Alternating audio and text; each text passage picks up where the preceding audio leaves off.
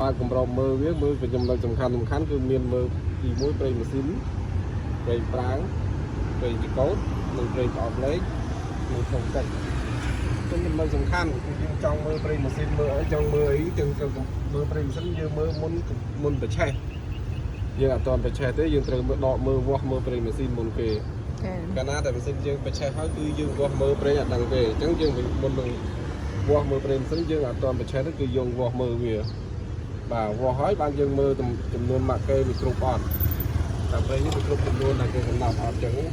បាទបន្ទាប់មកយើងមើលប្រេងប្រាំងប្រេងចកោតលែងណាប្រេងប្រាំងចោលប្រាប់គេបាទនេះចំណុចដែលត្រូវដកមើលម៉ាក់គេវាហៅថាវាស់មើលប្រេងម៉ាស៊ីនចាបាទដកហើយយើងជូតឲ្យស្អាតបាទដកជូតឲ្យស្អាតហើយយើងត្រូវនេះចំណុចដែលម៉ាក់គេដល់វាគ្រប់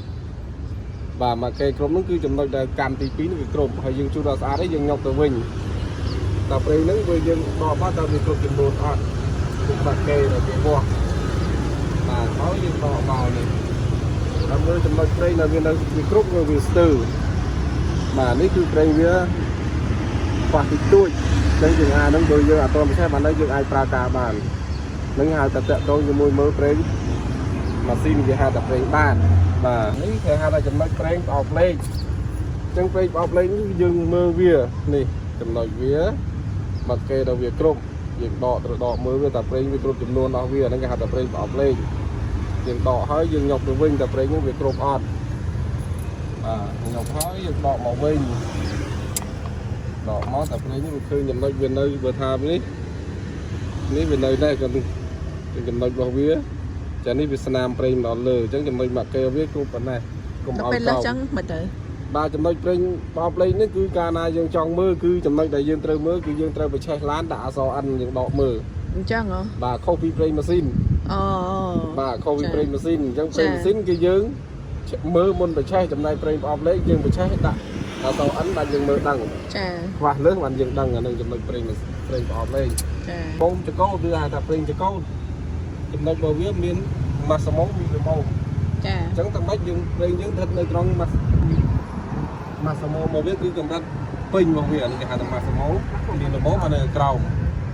បាទម៉ាស់សមងមានល្មមបាទគេហៅថាប្រេងតាក់ទងជាមួយប្រេងចកោឡានយើងចាបាទប្រេងបន្ទាប់ទៀតគេហៅថាបាទប្រេងប្រាំងគេហៅថាប្រេងប្រាំងឲ្យស្ថិតនៅត្រង់ចន្លោះបាននៅក្នុងចន្លោះអបបរមានេះចន្លោះបបរមាចន្លោះអបបហ្នឹងអតិបរមាបាននេះនៅក្នុងចន្លោះហ្នឹងគឺយើងប្រើបានកុំឲ្យក្រោមហើយកុំឲ្យលើសបាទពេលចាក់ខែកុំឲ្យលើស